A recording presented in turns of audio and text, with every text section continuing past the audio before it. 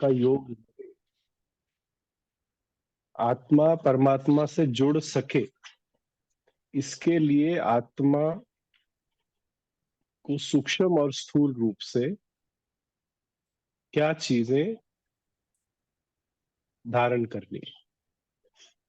अब जैसे बाहर के लोग पवित्रता के लिए कहते हैं, शुद्ध भोजन के लिए कहते हैं, या और भी हमारी धारणाएं हैं ऐसी जिनके लिए ऑब्जेक्शन करते हैं।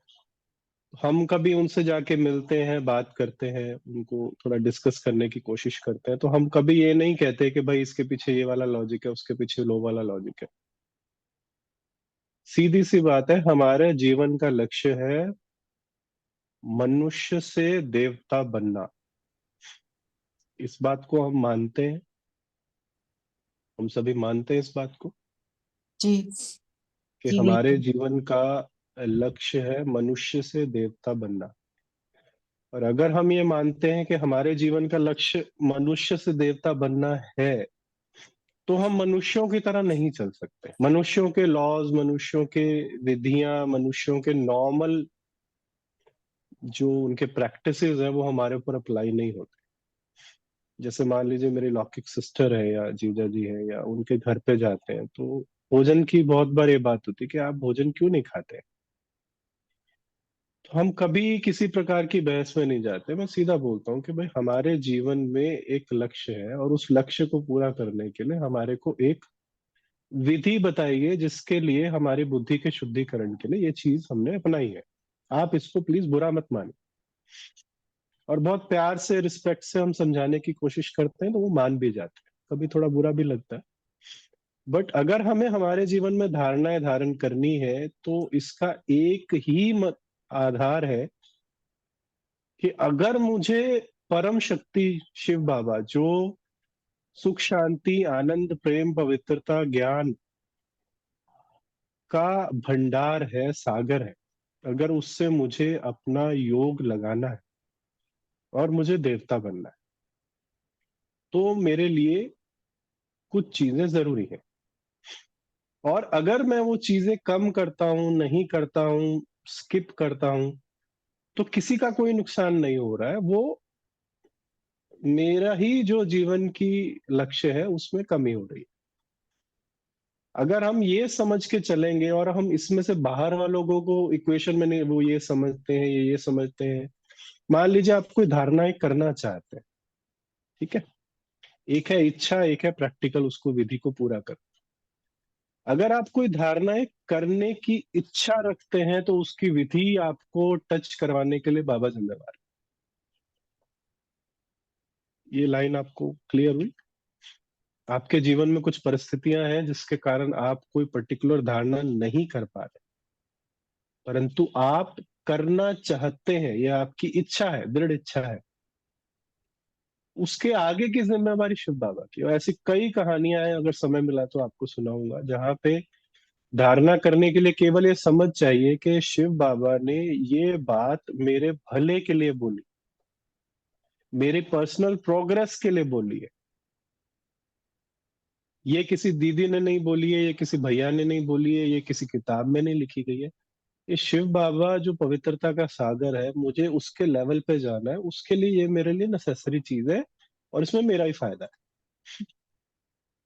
अगर हम इतनी भावना रखकर भी एक हफ्ता, 10 दिन, 15 दिन बाबा के सामने बैठते हैं, तो 100% जीवन के हंड्रेड्स ऑफ एक्सपीरियंसेस हैं जहां बाबा जिम्मेवारी ले लेता है वो धारणाएं आपके जीवन में लाने के लिए, और आपको वो चीज सहज बनाने के लिए।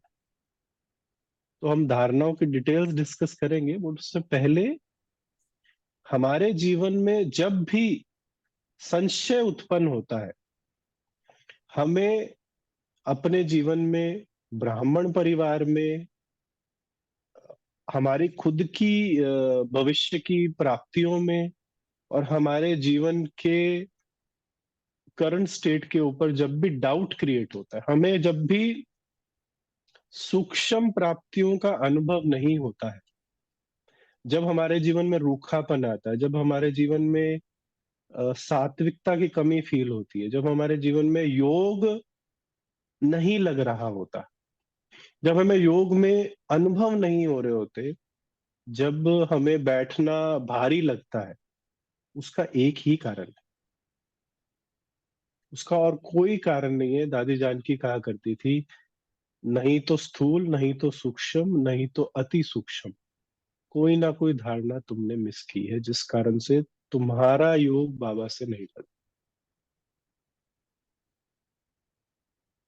तो अगर हमें हमारे जीवन में अच्छे योग का अनुभव करना है, शक्तिशाली बनना है, तो स्थूल और सूक्ष्म दोनों धारणाएं बाबा को बोलना है, अनुभव कराओ और जीवन में धारण कराओ। इतनी बात ओके है? अब हमारी स्थूल धारणाएं क्या है? हमारी स्थूल धारणा एक ही है, वो है पवित्रता। एक ही धारणा बस। और पवित्रता का मतलब क्या है? पवित्रता का अर्थ है कि आत्मा सुख, शांति, आनंद, प्रेम, शक्ति का अनुभव करने के लिए किसी भी एक्सटर्नल सोर्स पे डिपेंडेंट नहीं। वो कुछ भी हो सकता है। अगर आप आत्मा के सातों गुणों का मतलब निकालें, तो आपको उन सातों गुणों की और समझ बढ़ जाएगी। इसी प्रकार से पहला जो गुण है, बाकियों की किसी और दिन बात करेंगे। पवित्रता का अर्थ है आत्मा अपने गुणों का अनुभव करने के लिए सेल्फ डिपेंडेंट है, उसे किसी बाहर की चीज की आवश्यकता नहीं। जब भी आत्मा अपने ही गुणों का अनुभव करने के लिए किसी बाहर के सोर्स पर डिपेंडेंट होती है, उसको अपवित्रता कहा जाता है। ये सीधी सीधी और सिंपलेस्ट डेफिनेशन हमारी सभी धारणाओं की है। क्योंकि हमारा एक ही लक्ष्य है कि हमें शिव बाबा से योग लगा के, आत्मा में शक्ति भर के, हमें मनुष्य से देवता बनना, और उसका शिव बाबा से योग लगाने के अलावा कोई और साधन नहीं है। और शिव बाबा से योग लगाना मतलब आत्मा अपने गुणों का अनुभव शिव बाबा द्वारा करती है और अपने अंदर वो गुणों की शक्तियों को भरती है। मान लीजिए स्थूल से स्थूल में तो आपको पता है, काम, क्रोध, लोभ, मोह, अहंकार, ये विकार है। सूक्ष्म में जेलसी है किसी के प्रति आपके मन में, कि सामने वाला मुझसे आगे बढ़ गया। किसी के प्रति आपके मन में इरिटेशन का भाव, किसी आत्मा के प्रति नफरत का भाव है। तो क्या आपका योग लगेगा? नो, लगेगा आपका योग? नहीं नहीं। लगेगा। नहीं लगेगा। तो जो भी भावना और जो भी संकल्प हमें शिव बाबा से योग लगाने से रोकता है, उसका कारण एक ही है कि हम प्राप्ति, या तो प्राप्ति या प्राप्ति की इच्छा, आत्मा और परमात्मा के अलावा कहीं और समझ रहे हैं या ढूंढ रहे हैं। जैसे क्रोध क्यों आता है? किसी चीज को अपना समझा और वो छिन गई आपसे। आपको किसी चीज से सुख शांति का अनुभव हुआ और दूसरे व्यक्ति ने वो चीज आपसे छीन ली, तो आपके मन में क्या आएगा? क्रोध आएगा, इरिटेशन आएगा। किसी चीज में आप समझते हैं कि इसमें सुख शांति का अनुभव है और वो दूसरे को ज्यादा मिल रही है, तो क्या मन में आएगा? जेलसी। जेलसी आएगी, कंपैरिजन आएगा। समझ रहे? तो अगर आप सभी अवगुणों का और सभी विकारों का सार निकालें, तो आत्मा सुख शांति का अनुभव कहाँ से करने की इच्छा रखती है या ढूंढ रही है? अगर आप इस एक पैरामीटर पे अपनी चेकिंग करते हैं, तो आपको, जैसे वो रावण के 10 सिर बाबा बोलता है ना, कि मारते गए, काटते गए, काटते गए, और वो निकलते गए और वो काटते गए, फिर कहाँ मारा? अमृत कलश, जो उसमें, जो उसका सोर्स था उसकी लाइफ का। नाभि में, नाभि में। और जी, उस लाइफ के सोर्स पे जब उन्होंने बाण मारा, तो सभी सिर खत्म हो गए। तो अगर आप एक एक विकार और एक एक धारणा में जाएंगे, तो बाबा ने इसके लिए कई बार कहा है कि चूहा निकलेगा तो बिल्ली आएगी, बिल्ली निकलेगी तो कुत्ता आएगा। क्योंकि आप किसी एक विकार की भौतिक उत्पत्ति, फिजिकल रिप्रेजेंटेशन में फंस जाएंगे। बट अगर आप किसी भी मनसा स्थिति का सोर्स ढूंढते हैं अपने अंदर, थोड़ा सा डिफिकल्ट जरूर है शुरू शुरू में, बट अगर आप अपनी मनसा स्थिति में उस चीज का सोर्स इस तरीके से ढूंढते हैं कि मैं आत्मा किस चीज की प्राप्ति की इच्छा या अनुभव उस पर्टिकुलर चीज या उस पर्टिकुलर व्यक्ति, वस्तु, स्थान, परिस्थिति आदि से ढूंढने की कोशिश कर रहे हो, और इतने से ही आपको जो भी आपके अंदर सूक्ष्म से सूक्ष्म लेवल पे धारणा की कमी है वो समझ में आ जाएगी। जैसे कि बाबा बोलता है, भले ऑपोजिट जेंडर है, भले सेम जेंडर है, आपस में बहुत ज्यादा ना अटैचमेंट होनी चाहिए, ना आपस में बहुत ज्यादा नफरत होनी चाहिए, बीच की बात।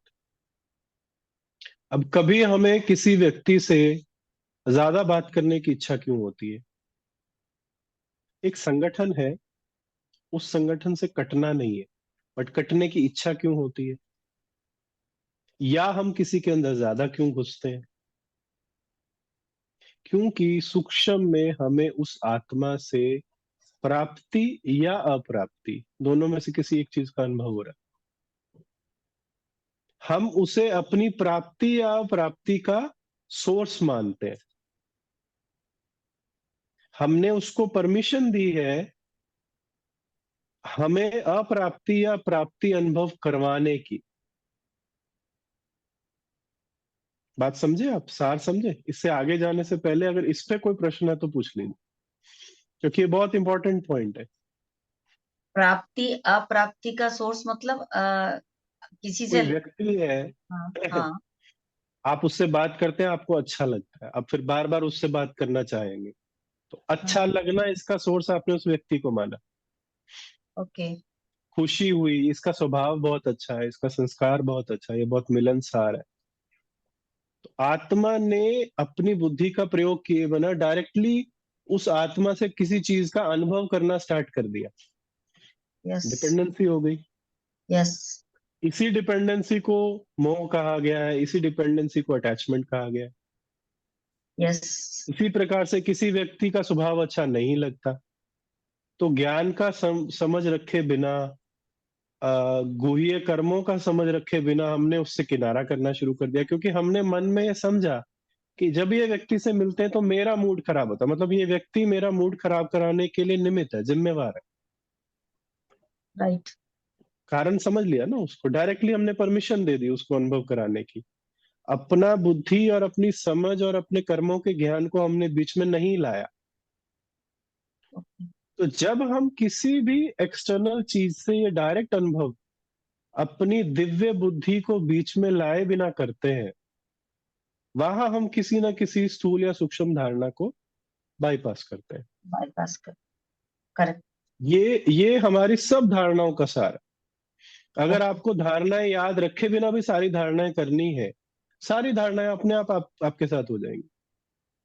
मैं ओके। छोटा था, मुझे याद है हमने कभी इस शरीर में किसी भी प्रकार की कोई नॉनवेज आइटम नहीं खाई। घर में भी रिवाज नहीं था, ज्ञान में आने के बाद तो बात ही खत्म हो गई। तो हम छोटे थे बचपन में, हॉस्टल में नहीं पता था किसी को, तो मेरी प्लेट में अंडा रख दिया गया। उनको नहीं पता था कि ये वेजिटेरियन है। तो उस चीज को प्लेट में रखने से, मेरे को नहीं पता था ये अंडा है या जो भी है, उसकी मात्र स्मेल से मैं बीमार हो गया, उल्टियां आने लगी मुझे, और वो चीज खाना तो दूर की बात है, मैं कई दिनों तक कुछ नहीं खाया। आत्मा ने उसको दूर से रिजेक्ट कर दिया। तो कोई भी धारणा आपको याद रख के उसकी इम्प्लीमेंटेशन में जाना, उसके लिए विधि निकालना, उसके प्रति स्कीम बनाना, उसकी बजाय अगर मैं आत्मा ये चेक करती हूँ कि अंदर से मैं आत्मा अपने गुणों का अनुभव कहाँ से, जैसे मान लीजिए कोई व्यक्ति है, उसका स्वभाव अच्छा नहीं है, उसका प्रभाव मुझ पर क्यों आ रहा है?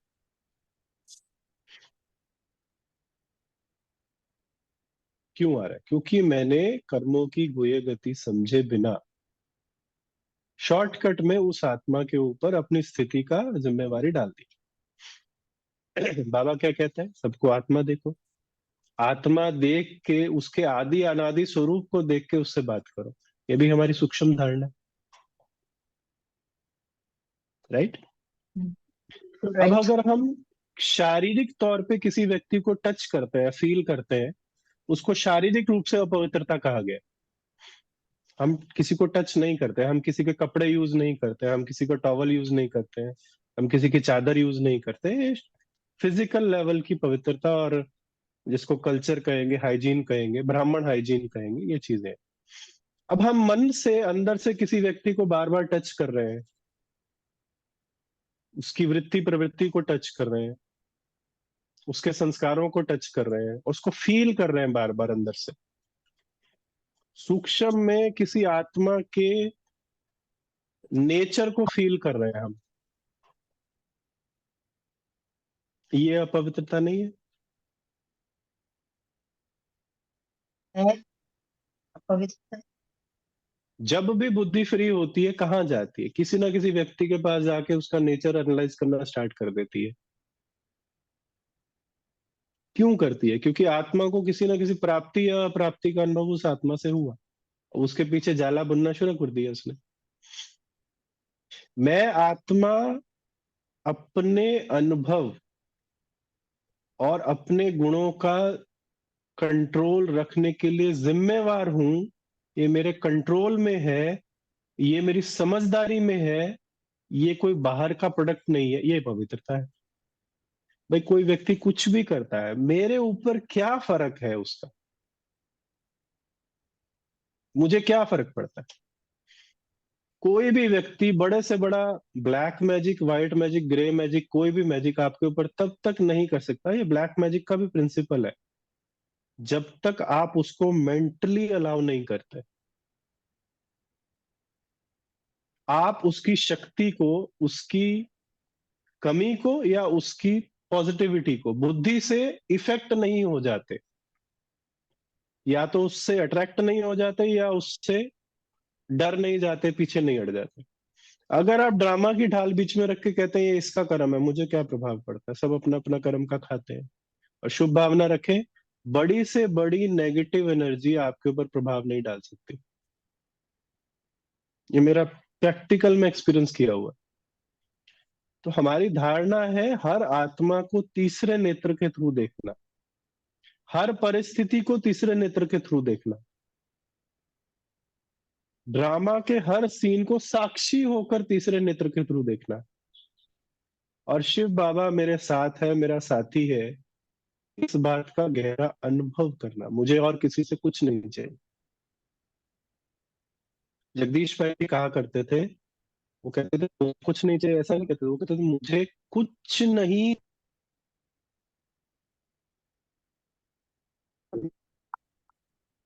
आप म्यूट हो गए हैं भाई, वी कांट हियर यू।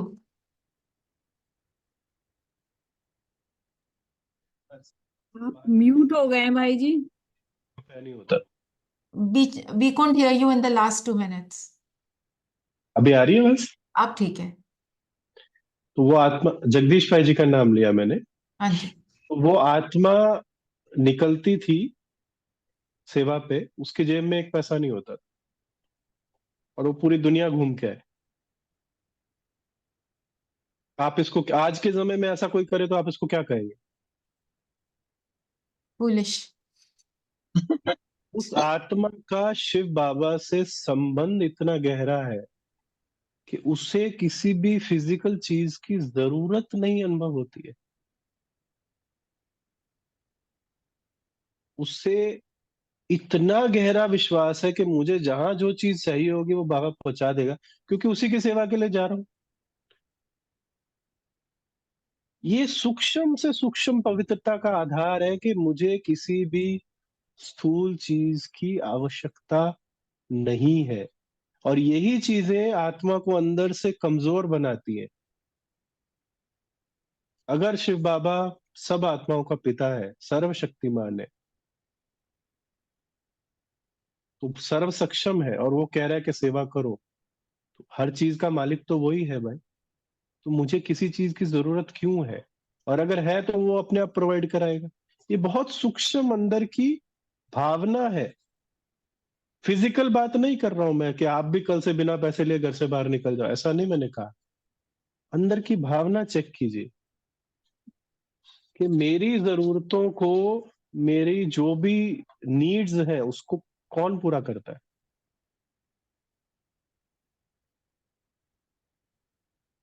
मुझ आत्मा की नीड्स को पूरा करने के लिए कौन जिम्मेवार है? सभी धारणाओं का सार ये है। किसी के साथ ऊंचा बोलना नहीं, किसी के साथ बहुत क्लोज संबंध में नहीं आना, किसी की चुगली नहीं करना, किसी के पीठ पीछे बातें। मैं सुनाऊंगा तो बहुत लंबी लिस्ट है, बट मैं आज आपको सार में सुना रहा हूँ। दादी 3 शब्दों में सुना, मैं कौन, मेरा कौन, मुझे क्या करना। राइट? तो बड़ों ने जो किया वो बाहर से हमें दिखता है, बट उसके अंदर की भावना क्या है, गहरी भावना क्या है? मैं आपसे एक छोटा सा क्वेश्चन पूछता हूँ, एक वाक्य सुनाता हूँ आपको, आप बताइएगा ये पवित्रता है, अपवित्रता है, क्या है। मैं पांडा भवन गया, मुझे मेरी मदर को हॉस्पिटल लेके जाना था, शायद पहले भी सुनाया होगा। और हॉस्पिटल जाने से पहले मैंने ट्रांसपोर्ट पे बोल दिया मुझे 1 बजे वापस जाना है, मेरी गाड़ी में 2 सीट्स हैं, आप पूछ के रखना किसी को जाना हो तो। हॉस्पिटल में टाइम लग गया, मैं जब तक वापस आया 1:30 बज चुका था ऑलरेडी, और उन्होंने किसी को बिठाया हुआ था ऑलरेडी। अब मुझे मन में दुख फील हुआ कि अरे मैंने इनको 1 बजे का कहा था और मैं कर नहीं पाया। ये जो दुख की फीलिंग है, ये मेरी कर्तव्य निष्ठा है, मेरे अंदर की अच्छाई है, या मेरे अंदर की सूक्ष्म हल्की सी इम्प्योरिटी या अज्ञान का है? क्या इम्प्योरिटी समझते और हैं? ज्ञान ही कहेंगे। वही कैसे? ड्रामा था। इसके पीछे ड्रामा था। नहीं हो जाना था, नहीं करना था उस सेवा को। मेरे को बाबा ने कैसे समझाया मैं बताता हूँ कि हम ड्रामा कह के कई बार छोड़ देते हैं। मैंने कहा बाबा मैं ड्रामा में सेटिस्फाई होने वाला नहीं हूँ, मेरे को समझाओ कि भाई ये चीज मेरे लिए सोचनी गलत क्यों है और मुझे दुख का अनुभव क्यों हो रहा है। तो मैंने उस माता जी को कहा मैं 5 मिनट में आता हूँ, और मैंने माता जी को फटाफट खाना खाओ, ये करो वो करो। तो मुझे फील हुआ, बाबा ने कहा भाई तू आराम से बैठ। मैं बाहर गया, कोई और गाड़ी जा रही थी, वो बहन उसमें बैठ के आराम से पहुंच गई, उनको स्टेशन भेज दिया, वो पहुंच गई। अब मैं किसका बच्चा हूँ? बताइए मैं शिव किसका बाबा बच्चा हूँ? का। शिव शिव बाबा बाबा का। की कितनी गाड़ियां हैं? सारी। शिव बाबा की कितनी गाड़ी है? सारी गाड़ियां सिर्फ शिव मेरे बाबा पास की एक हैं। गाड़ी तो है नहीं है। ये ठीक है, उस आत्मा हम्म। की जिम्मेवारी सिर्फ मेरे ऊपर तो है नहीं है। हाँ, मैंने जानबूझ के कुछ करूं वो अलग बात है, बट हम ये भूल जाते हैं कि बाबा हजारों भुजाओं वाला है। हम्म। और ड्रामा में अगर किसी सीन में कुछ कारण है तो बाबा के पास उसका निवारण भी है। पर हर कितनी बातों में हम दुख का अनुभव करते हैं सारे दिन के अंदर। कितनी बातों में आप सोचिए, सुबह से लेकर शाम तक हम दुख का अनुभव करते हैं। और दुख का अनुभव का जड़ क्या है? पवित्रता अप्राप्ति। किसकी जननी है? सुख शांति की। अपवित्रता किसकी जननी है? दुख, अशांति। हम्म। दो ही चीजें। अगर आपको अपवित्रता ढूंढनी है तो दुख शांति जहां भी अनुभव होता है आप चेक कीजिए, आपको समझ में आएगा कि मुझ आत्मा की किसी न किसी धारणा में, किसी न किसी समझ में कमी के कारण मुझे उस चीज में दुख अशांति का अनुभव हो रहा है। ये सार में मैं बहुत ज्यादा डिटेल लिस्टिंग में नहीं गया हूँ। वो जो मैंने आपको 70-80 चीजें बोली थी वो मैंने प्रिपेयर भी नहीं की थी। बट आपने धारणाओं का बोला तो धारणाओं का सार जो मेरी बुद्धि में आता है, आज मैंने वो डिस्कस किया आपसे। अगर इसके ऊपर कोई एडिशनल एक्सप्लेनेशन चाहिए या कोई क्वेश्चन है तो बोलिए, नहीं तो फिर हम 10 मिनट यूं कर सकते हैं। तो हमने ये समझा कि अगर मुझ पर कोई भी इफेक्ट होता है, दुख का, ओवर एक्साइटमेंट, जो भी कोई चीज मेरी स्टेबिलिटी को छीन लेती है, इक्वल्स टू अपवित्रता। इन माय समझ। इन माय आत्मा अपवित्र नहीं है, आत्मा की समझ में कोई ना कोई अपवित्रता। हाँ हाँ, राइट। तो जैसे आपने कहा कि ब्लैक मैजिक का भी इफेक्ट नहीं हो सकता अगर आपके अंदर संपूर्ण पवित्रता है, जिसको हम बहुत पावरफुल समझते हैं दुनिया में, राइट। मेरे खुद के लौकिक में फादर के बड़े भाई की जो मिसेस थी, शी वॉज एन एक्सपर्ट। हम्म। और वो जो फेंकते थे, मैं उनको यूं दिखा के फेंक दिया करता था। अच्छा, आपके अपने परिवार में? ओके। हमारा घर साझा था साथ साथ। हमारे पिताजी पे बहुत इफेक्ट होता था। अच्छा। मैं आपको ब्लैक मैजिक का सार बता रहा हूँ, नेगेटिव संकल्प बस, और कुछ नहीं है। वो नेगेटिव वाइब्रेशन, नेगेटिव संकल्प आपके ऊपर फोकस कर रहे हैं। पर वो चीजें, अगर आप पॉजिटिव वो स्थूल चीजें डालते हैं ना कुछ कुछ। वाइब्रेशन है दीदी, और कुछ नहीं है। जिस चीज में नेगेटिव एनर्जी ज्यादा है वो आपके ऊपर फोकस करते हैं। अगर आप उस चीज की पावर से, शक्ति से, मैं आपको बताता हूँ, एक ब्राह्मण जीवन का एग्जाम्पल बताता हूँ। कुंभ में मेला होता था, मैं चंडीगढ़ में था उस समय। दीदी मुझे वहां बेले में 3 दिन सेवा पे लेके गए। वहां नागा साधु आते थे, जो बिल्कुल मतलब इन्हीं चीजों में उनका पूरा जीवन होता है। हम्म। तो पहला जो स्टॉल था उस पे दीदी ने, जैसे ही देखते थे कि ये वाले साधु आते हैं, दीदी सब बहनों को पीछे करके मेरे को आगे करते, समझाओ इनको। और उनका जितना भी सब कुछ है, दुनिया की कोई भी नेगेटिव एनर्जी का मूल ये है कि जैसे ही आपने बुद्धि से उसको एक्सेप्ट कर लिया, उसका आपके ऊपर प्रभाव शुरू हो गया। आपने क्रिटिसाइज किया, आपने डर गए, आप चिंता में आ गए, आप किसी भी चीज में आ गए, हम्म। उसका आपके ऊपर प्रभाव शुरू हो गया। हम्म। और अगर आपने उसको ड्रामा में नूंद एक सीन मान के, शिव बाबा को परमात्मा बच्चा हूं मैं, सोमान में रहता हूँ, मेरा इससे कोई लेना देना नहीं है, आपने अपना शटर डाउन कर दिया, किसी चीज का कोई प्रभाव नहीं है आपके ऊपर। किसी भी दुनिया की कोई भी चीज का प्रभाव आपके ऊपर तब तक नहीं पड़ सकता जब तक आप मेंटली उसको एक्सेप्ट या रिजेक्ट नहीं करते। ये शिव भगवान वाचा, आप कहें तो मैं निकाल के मुरलियों में से दे दूंगा आपको। ये बाबा की कही हुई बात है हम्म। और अनुभव की हुई बात है। अपवित्रता क्या है कि आत्मा दूसरी आत्मा से या तो इच्छा रखती है या डरती है, यही अपवित्रता है। सेफ्टी मांग रहे, सिक्योरिटी मांग रहे, मतलब क्या है, आत्मा कहीं दूसरी चीज से कुछ लेने की इच्छा रखती है, फंस गई बस। क्योंकि आपका योग उससे लग गया, आपकी एनर्जी वहां ट्रांसफर होनी शुरू होगी, उसकी एनर्जी आप में ट्रांसफर होनी शुरू होगी, हो गया काम खत्म। और अगर आप सेल्फ डिपेंडेंट, आप सामने वाले को एनालाइज नहीं करते, आप सामने वाले को एक्सप्लेन नहीं करते, आप सामने वाले को बुद्धि से चेकिंग में नहीं जाते और उसके पार्ट को एज इट इज मान के उसके प्रति साक्षी हो जाते हैं, आप तक और कोई प्रभाव नहीं। मुझे पता है बोलना इजी है, बट हम्म। सार ये सार है हर बात का। मैं आज तक जितनी भी सिचुएशन से बचता रहा हूं, मैंने बुद्धि से ड्रामा और बाबा और पाठ, जैसे ही फुल स्टॉप लगाया मेरे पे प्रभाव खत्म हो जाता। कई बार ना हम ठेकेदारी ले लेते हैं, जो ठेकेदारी शिव बाबा ने हमको नहीं दी है, और जो ठेकेदारी शिव बाबा ने दी है वो हम नहीं लेते। अगर हम वही ठेकेदारी लें जो शिव बाबा ने दी है, तो हमारे ऊपर कभी किसी चीज का कोई प्रभाव नहीं आएगा।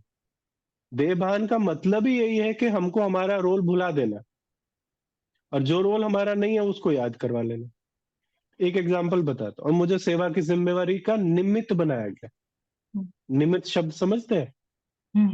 जी। निमित्त में ही सारा सहारा है। आप रिजल्ट के लिए जिम्मेवार नहीं हो, आपको विधि अप्लाई करने के लिए शिव बाबा ने निमित्त बनाया। विधि अप्लाई करो, रिजल्ट जो भी है वो बाबा जिम्मेवार है। हम किस चीज की जिम्मेवारी ले लेते हैं? रिजल्ट की। क्योंकि दूसरे हमें रिजल्ट से जज करते हैं, इसलिए हमारे को इच्छा उसकी होती है। कि वो हमारे शिव को बाबा जज राइटली करें। शिव बाबा ने तो बिल्कुल सिंपल बोला है, इस परिस्थिति में जाके ये करना है, आगे जो हो वो ड्रामा। हमारा प्रभाव, सेवा का प्रभाव हम पे और हमारा प्रभाव सेवा पे क्यों आता है? क्योंकि हम रिजल्ट पे चले जाते, हम उसको एनालाइज करना शुरू कर देते।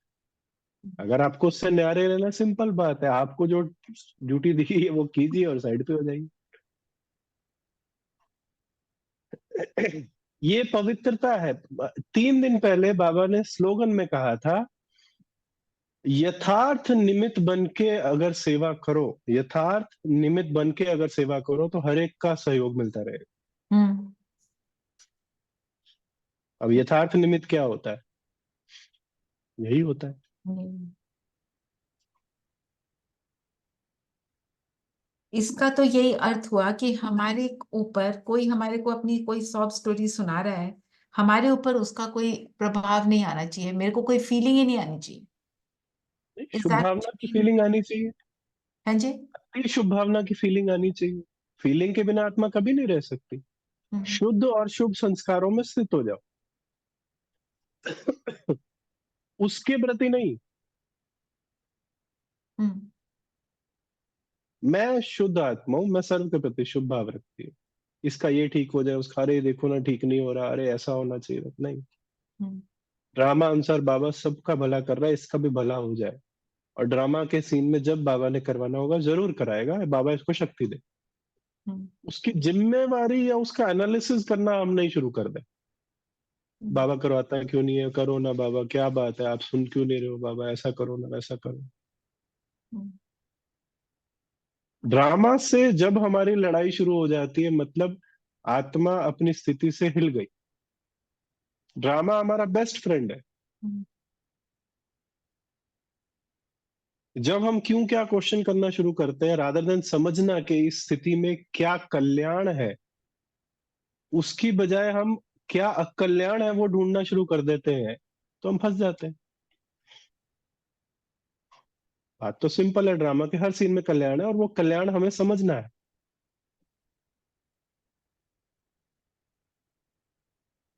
जी।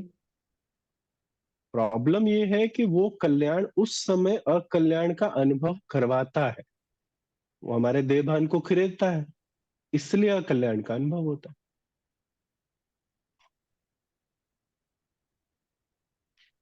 ओम शांति भाई जी, इसी का अभी अभी उदाहरण, जैसे बच्चे पढ़ के ही आए थे, तो वो पढ़ के आए और जितना रिजल्ट आना चाहिए वो नहीं आया। तो बच्चे आके वही कि मैं तो इतना मेहनत कर रही हूँ और नहीं आया। तो बच्चे क्योंकि जाते हैं, बाबा के बच्चे हैं, तो मैंने कहा इसमें भी कोई कल्याण है, ड्रामा कल्याणकारी है। तो बच्चे अभी 10th में ही हैं, तो बच्चे ऐसे हैं कि क्या कल्याण हो सकता है बाबा इसमें, मेरा क्या कल्याण कर रहा है कि मैं इतना पढ़ रही हूँ और नंबर नहीं आ रहे। तो देखिए, वो हर बात मुंह से बोलने की नहीं होती है। जैसे आपने बोला कि इसमें भी कल्याण होगा, तो उस आत्मा को पिंच होगा।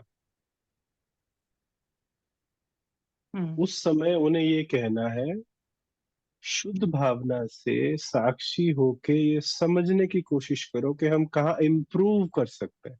बस हमारा ये कर्तव्य है।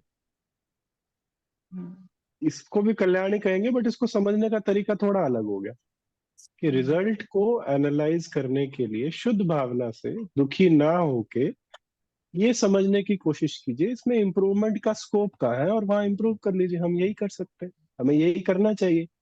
यही एक अच्छे स्टूडेंट की निशानी है, वो आगे कीप वाली ऑन लाइन में इम्प्रूविंग। मैंने यही समझाया कि अभी शायद अभी एग्जाम दूर है, ये आपको अभी टाइम मिला है कि अपना एनालिसिस करो और आप इसमें और मेहनत, जहाँ कमी आ रही है उसको पूरा करो।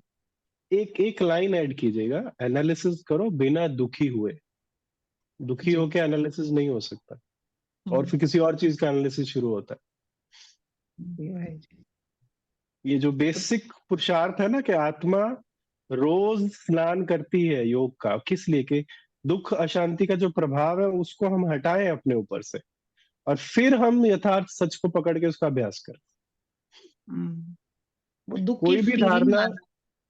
हाँ, जी कोई भी धारणा हमें भारी क्यों लगती है? रोज रोज मुरली सुनिए, रोज रोज योग करना है, रोज रोज क्लास में जाना है। अबे भोजन रोज क्यों करते हैं? हम्म क्योंकि शरीर को ताकत मिलती है, क्योंकि वो जरूरी है। ये समझ में आए तो रोज रोज फील ही नहीं होगा, जरूरी है ये फील होगा। हम अमृत वेला ना उठे, सारा दिन ऐसे लगता है जैसे नहाए नहीं है, और ऐसे गंदगी पड़ी हुई है और कमजोरी लग रही है। कैसे निकालेंगे सारा दिन अमृत वेला नहीं किया तो? ठीक है जी, और कुछ? All good. हाँ जी, बहुत रामवंश रामवंश में, में। रामवंश में जी। अनम्यूट कीजिए भाई। हाँ भाई साहब, प्रश्न नहीं है, पहली बात की ओम शांति। और केवल एक, क्या बेसिक हम लोग ज्यादा एक कोई चीज, किस चीज की वो पुरुषार्थ करें, अभ्यास करें कि जो सब चीजें इसमें आ जाए? थोड़ा सा एक कंसेप्ट दे दीजिए मोटा सा। आपको देख के ठंड लगने लग गई थोड़ी? हाँ, दिल्ली में है ठंड, इसलिए हम सब व्यवस्था कर रखे हैं। जी, अगर आपको एक पैरामीटर पकड़ना है जी जी सारे पुरुषार्थ का, तो वो है कि मेरे को बाबा कितना नजदीक अनुभव हो रहा है। जी जी। बस एक पैरामीटर, मेरा बाबा के साथ कितना घनिष्ठ संबंध है, मेरे को अंदर से कितनी बाबा की खींच होती है, बस इसमें सब कुछ आ जाएगा अपने आप।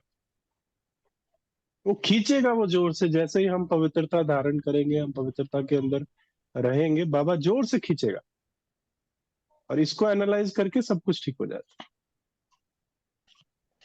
आत्मा बहुत सारे बहाने बनाती है, पर वो चलते नहीं है जब हम इस पैरामीटर को पकड़ के चलते हैं, नहीं तो बहानों में फंस जाते हैं। खुद ही हम बहुत सारे बहाने अपने आप को बना के सुना रहे होते ओके भाई साहब, थैंक यू भाई साहब। हैं। वेलकम जी। ठीक है जी, जी। आप खूब खूब अव्यक्ति मास का लाभ लें, अपने अंदर पूरे साल के लिए शक्ति भरें, और बाबा का, साकार बाबा का अनुभव करने का ये सुनहरी मौका है, इसका जरूर आप बहुत बहुत बहुत लाभ लें, ऐसी मेरी शुभ भावना है। थैंक यू भाई जी, थैंक यू। यू। कि जी, एक मिनट, तो बाबा को याद करते पूरा करते।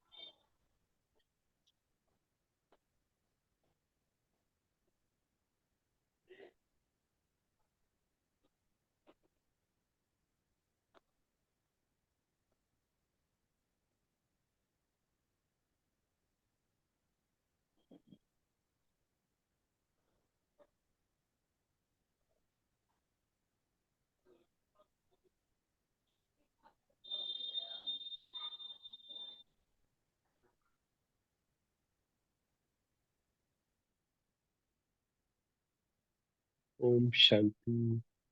ओम शांति। आपका बहुत बहुत थैंक्स भाई जी। ओम शांति। Thank you. Thank you so ओम मच। शांति भाई जी। शांति।